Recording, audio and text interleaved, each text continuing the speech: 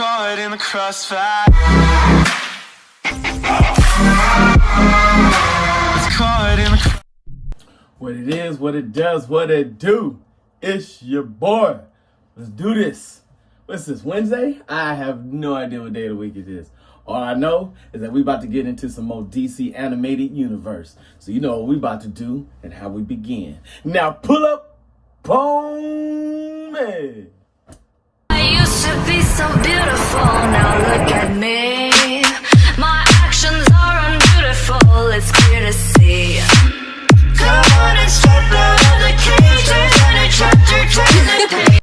Yeah, what it is, what it does, what it do. I want you to see this face as I talk to you. Yo, what's good, people? What's hap? So, like I promised, like I said, what we gonna do? We're gonna talk about that DC animated Batman, Superman, Public Enemy. You know what I'm saying? The cartooning was a little different. It was a little blocky. It was a little like structured. It didn't look like really smooth characters. But the story, nevertheless, was a good one, and I love the way it went. If you kept up with a couple of other things I talked about, the Batman, Superman, Batman Apocalypse was part 2 to this particular anime. So where does this anime take us? This is taking us to Lex Luthor being sworn in as president of the United States.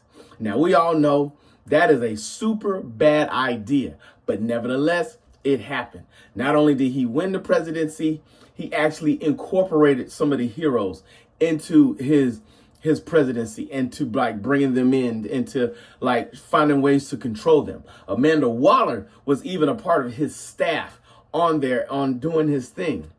But as we always know, Lex has a secret operation in operations every time he does something. What is also happening? The kryptonite rock that is in space, a meteor, is heading towards Earth. If you go back, and I was talking about Superman, Batman, Apocalypse, that meteor was carrying Kara Zor-El, Supergirl, in that. So that's how Supergirl ended up on Earth in that particular fashion. So it all started here. So with that being said, Superman and Batman out doing their thing. They're not really tripping on nobody. And Lex Luthor not having a full plan or the full backing of his office on how to take care of this kryptonite meteor heading towards Earth was talked into by Amanda Waller to trying to incorporate Superman's help. But what he was really doing was setting Superman up for the fall, because he brings in Metallo. Metallo, one of Superman's biggest enemy with the kryptonite heart, is in there to kill Superman. And Superman comes out and does his thing to try to fight him off. Well, of course, Superman is getting his behind whooped a little bit because the man's got kryptonite heart. What you gonna do? But of course, your man Bats is not gonna let him just go in there all willy-nilly styles and just not be helped. Of course, he comes in and helps Superman try to fight Metallo. They get caught up into a big fight into that scene where they actually had to blow up the bottom of a cemetery to get to the sewer to try to escape away from Metallo. Then Metallo gets burned and singed and completely almost destroyed by a secret character in there, which we'll find out later is one of the superheroes that Lex Luthor had incorporated. But because he had such a kill mentality, it was not to his beneficiary to continue with this. Okay, so with that being said, what is Superman, Batman, Public Enemy? Why were they Public Enemy? Because Lex Luthor set them up with that footage to make it look like Superman had been gone crazy, that the kryptonite meteor rock was coming down and that it was affecting his mind, and now it's making him a villain. And you're like, oh my goodness, what is going to happen? So now the Justice League is after them, as well as every villain in the world is after them. Why? Because Lex Luthor has put out a $1 billion bounty on their heads. So you know every criminal in the world is trying to show up and get that money. You know what I mean? And they trying to get it big. Well, they go on, they fight all the villains.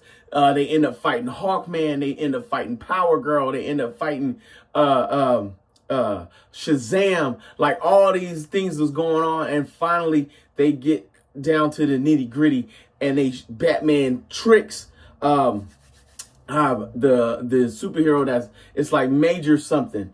He's not somebody that's followed big time in the DC universe, but he is unfortunately part of the DC universe, and for whatever reason his name's not gonna come up to me, but the name will show up at the bottom because I don't know what it is right now. I'm just gonna be real with you. Let's keep it honest. You know what I'm saying? I don't follow this man like that. But anyway, this guy decided to run his mouth because, you know, Batman is going to get you to talking. He gets to showing that his real plot and plan is where he's working with Lex Luthor to really like monopolize the hero portion.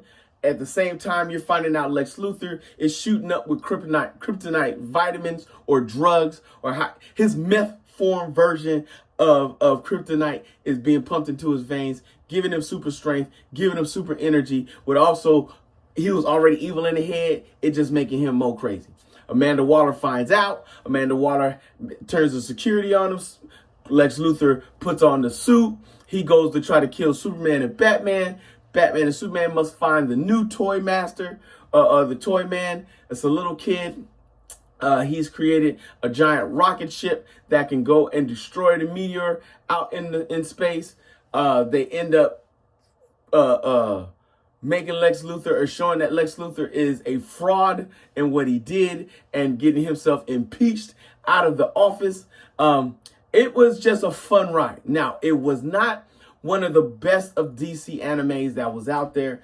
The story was super simplistic. Of course, it was not a very long anime. I believe this one was like an hour and something, where most of them has been like an hour 45, almost 2 hours, where this one didn't have a lot of storyline behind it.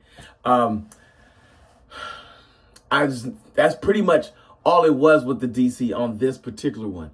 I said it was not one of their best versions, but again, it was better than what we've been seeing in theaters. Superman, Batman, Public Enemy is a fun watch. Out of 5 Afro picks, it does get a 3.3 Afro picks. So it is something well above average. Does not hit the 4 to 5 range like some of the other ones did. But it does serve its purpose in giving you the storylines, connecting you with the comic books, connecting you to the other ones into the DC universe. Now, what DC went on to do later on is do what they're called DC 52. And that's when they rebooted everything. So after all of those went down, we're going to go into the DC 52. What was the reboot? What was the change up? What was the difference? What did they move the sticks on? What did they lower the sticks on? What did they raise the sticks on? So all went down. I feel like I was really jumbling on this one. I apologize. I just got so much information I want to give you that's in my head that I'm just trying to feed it all to you at one time. But we will get there. We will talk about it. Tomorrow, though, we're going to finally talk about Flashpoint and The Flash. These two premises, these two shows, these two movies, these two get downs. What was the likes, dislike, hate, mo hate, whose mama I got to slap, and all those things like that. So, you know the game. If you see your mans in the streets, hit them with the beats. Hit them with a jingle jangle, baby. Jingle jangle.